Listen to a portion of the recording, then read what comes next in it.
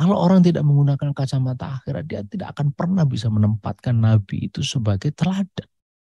Yang ada justru kebencian yang nggak ada habis, yang kita sendiri tidak paham kenapa mereka bisa benci begitu. Sekarang kalau kita pikir-pikir apa urusannya Jilan Posten misalnya itu menggambar karikatur.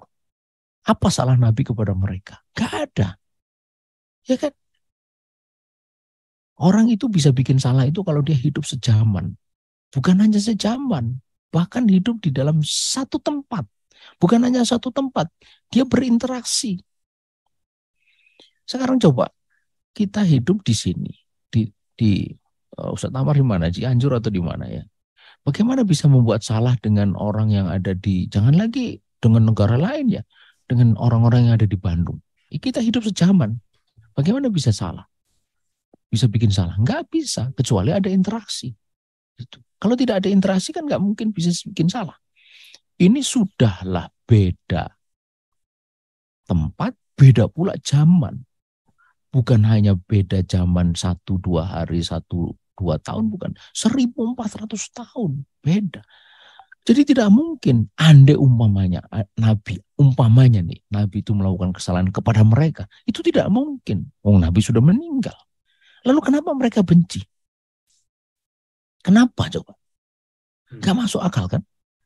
Gak masuk akal sama sekali.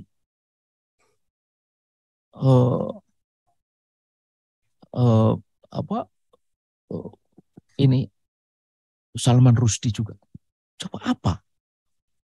Kalau umpamanya Nabi itu pernah mengambil duit mereka dia atau memukul misalnya, menyakiti, melukai, mungkin. Tapi kan itu tidak mungkin. Itu beda zaman, beda waktu, beda tempat. Tapi kenapa bisa ada kebencian begitu? Di sini kita mesti memikirkan. Ternyata memang Nabi itu hanya bisa menjadi mulia itu kalau kita itu memiliki apa yang disebut pandangan akhirat. Objektivitas ya, seperti Michael Hart itu, dia objektif. Itu karenanya kemudian dia bisa melihat kebaikan Nabi. Tetapi kebaikan itu tidak otomatis kemudian menjadikan dia sebagai teladan. Michael Hart itu Yahudi Nasrani dia.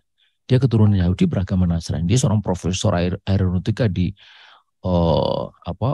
di satu universitas di Maryland ya, universitas di Amerika. Dia sangat kagum terhadap Nabi, tapi tidak pernah menjadikan Nabi sebagai teladan. Itu.